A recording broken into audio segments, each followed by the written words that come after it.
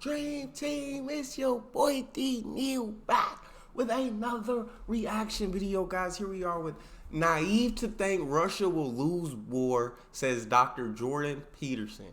I'm interested to hear this perspective. I'm very intrigued to hear this perspective, and before we do, make sure you subscribe to the channel, ring the notification bell, get a video a thumbs up so it gets suggested. Social media, Patreon, all up top. You can subscribe to any of it. Put all the links in the description. All you gotta do is hit the link, follow me, talk to me. I love talking to you guys. And I'm human. I talk back. If you got a favorite video suggestion, you can subscribe to Patreon or drop it in the comment section. What we got? Piers Morgan and Jordan Peterson. The psychologist Dr. Jordan Peterson is one of the world's most fascinating and controversial intellectuals. His books sell by the boatload. His talks pack theatres across the globe. Millions watch him online. When he speaks, people listen. I interviewed him earlier today at length, and we'll air most of that conversation next week. But on the day that Putin threatened nuclear war on the West, I had to ask Jordan Peterson for his analysis on the war in Ukraine. His response was as grave as it was startling. That's the world's most famous psychologist, who began by asking for his view on Vladimir Putin as a man. Well, he's a lot more like everybody else than anyone thinks. You know, the notion that he's Hitler or Stalin, that's just foolish. I don't see any evidence for that at all. I mean, first of all, Hitler and Stalin were very singular types, and there's a bit of Hitler and Stalin in everyone, so, you know, there's some truth in that. Maybe there's more in the typical Russian leader A bit of than Hitler normal. in everyone? Really? There's more than a bit. Really? Oh, absolutely. Yeah, well, why would have Nazism spread the way it did? You know, people think, well, that's all top down. It's not top down. There's a part of people that are all these people who informed on Kate Burblesing. Well, didn't Goebbels say that the way to get vast numbers of people to go along with what you want to do is to terrify them?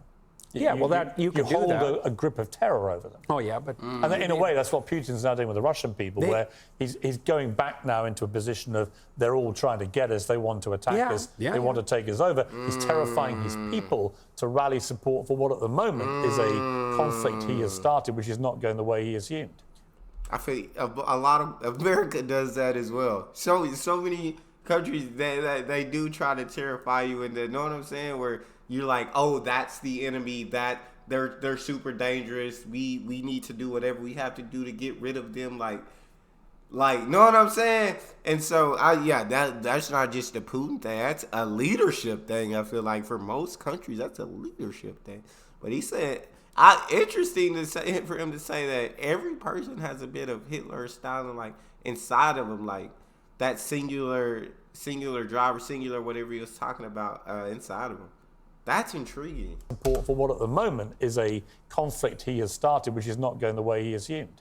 Well, the most, what would you say, the wisest commentators on totalitarian states, like Solzhenitsyn, and many psychological commentators, Jung was a good example of that, made a very straightforward case that you can't have a totalitarian state unless every single person is willing to lie about everything all the time. And you can think about that as top down because the leaders lie too. And they also enforce punishments if you don't lie. But then you can also think about it. The totalitarian spirit is replicated at every level of the society. And so in a truly totalitarian state, husbands lie to their wives and parents lie to their children. And the totalitarian state is actually the grip of the lie. And so, and people will certainly go along with that. I mean we're seeing that emerge here with cancel culture. It's like lie or else. Yes. It's like, yeah, well. And the Russian people will be bombarded all the time with state media propaganda and will be buying into a lot of what Putin is saying. Yeah. How does this war end, do you think? We're going to find out this winter. Well, I know what I would do in his shoes. I'd wait till the first cold snap and shut off the taps. Right. Well, because of course he's going to do that. He's got the control over the energy. Of course he's going to do that. He's already warned the West with his insistence that... What do you mean shut off wait till the first cold snap and shut off the tops? What is it? Y'all let me know in the comments. Did he say taps or tops? I thought he said tops. Y'all let me know in the comment section what he means by saying he do that.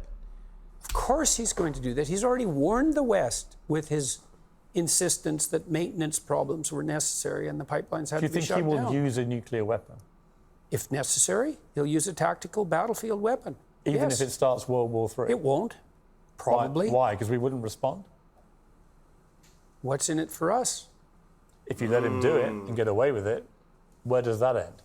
Then you are into a Hitler analogy. There's a lot. You can get yourself in a situation, no problem, where there's no good outcome. We're trying to do that right now on every front we can possibly imagine. We can easily get ourselves in a situation where it's hell this way and hell that way. That's highly probable. Well, should the Ukrainians give the Russians anything? When I was over there recently interviewing President Zelensky, what I was struck by was everybody I met in Kyiv, the capital city, were utterly resolute. Don't give them an inch of our land. Yeah, well, I can't speak to that because I don't know what the preconditions for peace might be. But I do know that naive notions that the Russians are going to lose somehow, or that we're going to win, I just don't understand. I don't understand that. Well, what do you mean we're going to win? What are we going to win here exactly? Well, I guess a victory would be that the Russians retreated from Ukraine. With Ukraine in ruins. Right. Well, okay, fine. That's a hell of a victory. Like, I think Putin could manage that because I think he could tell his people, and I think they might buy it. It's like, we accomplished our objective. We devastated Ukraine and we kept it out of the hands of the West. And that's not great. It's not what we had hoped for, but it's better than the alternative. And I think they would buy that. And I think when Putin went into Ukraine, I thought, bro, this is like crazy to listen to, like, because I never listen to stuff like this. I never watch stuff like this. So this is just, I don't know. It's kind of crazy to listen to, and you hear this, and you just feel for the people of the Ukraine, like, but their souls and their spirits are resolute as don't give them an inch. They're not getting anything. We give them nothing at all, and I just don't listen to stuff like this, and I find it very interesting. The alternative, and I think they would buy that. And I think when Putin went into Ukraine, I thought a bunch of things, which I made a YouTube video about that. People criticized like mad. I thought, okay, well, what's happening here? Oh, I see. His end game for failure is that Ukraine is left in a smoking ruin. Oh, that's a victory. So then he can lose with impunity. Right. So how can we win? We can't win against Vladimir Putin anyways, because you cannot win against someone you cannot say no to. Period. And we can't say no to Putin because we sold our soul for his oil and gas. And we did that to elevate our moral stature in relationship to saving the planet. And so here we are, facing a very dire winter, hoisted on the petard of our own foolishness and moral presumption. We're saving the planet. We'll see. I don't think so. It doesn't look like it to me. And this is the most catastrophic issue here.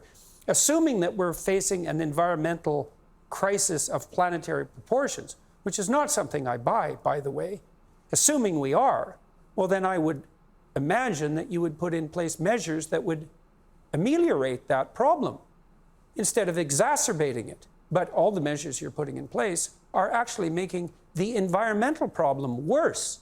So how is that even vaguely acceptable? And I look at that and I think, oh, I see. It's just like George Orwell said about middle-class socialists 50 years ago. It's not that you love the planet, it's that you hate humanity. So, well, have at her, boys and girls, and we'll see what happens this winter. And it's very terrifying to me, especially here, because your energy prices have gone way out of control, and that's going to hurt a lot of poor people. And that's facts. That's facts. Do you feel like if they did... Dang. I don't know too much about oil and gas and where all we're getting oil and gas from and all of that. So I don't know too much about it. So I'm not very knowledgeable on this subject. I just have to watch more and learn more. But this is crazy. This is crazy. Your energy prices have gone way out of control, and that's going to hurt a lot of poor people, and certainly around the world as well. The World Bank already estimated that we've put 350 million people into what they call food insecurity. 350 million. That's 3 times as many as the communists managed to kill. Maybe we can manage that in a winter. But the planet has too many people on it anyway, so, that's just poor people. Wow. I don't even know how to respond to that, to be honest. That's crazy. That's all we got for this one.